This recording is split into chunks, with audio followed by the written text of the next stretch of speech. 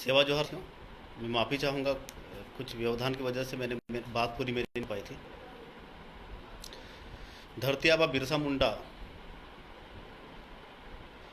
का महत्वपूर्ण संदेश मैं आपके बीच में रख रहा हूँ, जिसे आप जरूर सुने और अपने दोस्तों के बीच शेयर भी करें। गुलामों का कोई धर्म नहीं होता। गुलामों का कोई धर्म नहीं होता। शोषितों की कोई व्यवस्था नहीं होती। शोषितों की कोई व्यवस्था नहीं होती। पीड़ितों का कोई ईश्वर नहीं होता। पीड़ितों का कोई ईश्वर नहीं होता। दुखी जो दिन दुखी है कोई अध्यात्म नहीं होता। जो दिन दुखी है उनका कोई अध्यात्म नहीं होता। दोस्तों, ये बातें बिरसा मुंडा ने कही थे।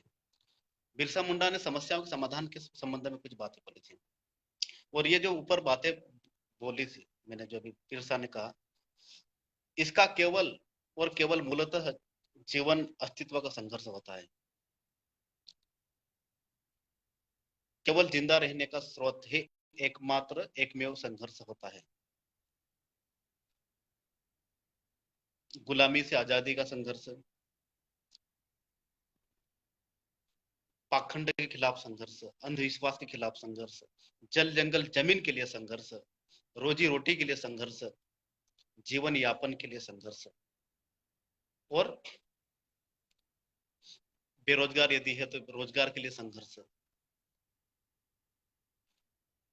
इस देश में साथियों आदिवासी की बहुत बड़ी समस्याएं चल रही हैं।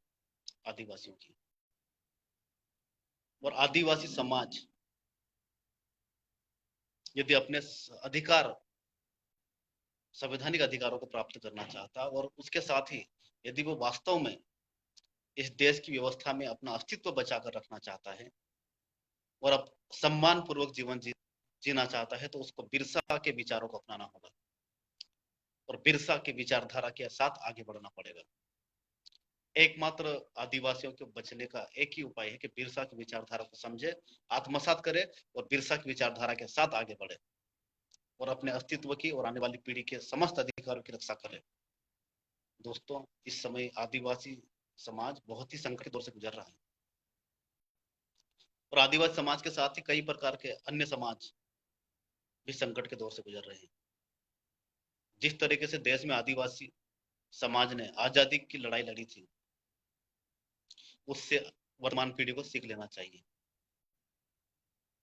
जंगलों में रहने वाले आदिवासी पारंपरिक हथियार, तीर कमान और छोटे छोटे हथियारों से अंग्रेज जैसे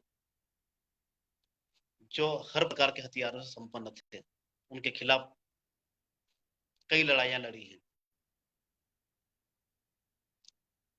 और आज का आदिवासी समाज पढ़ लिख कर भी पंगु बना हुआ है, लड़ना नहीं जानता, वो डर डर के जीवन जी रहा है।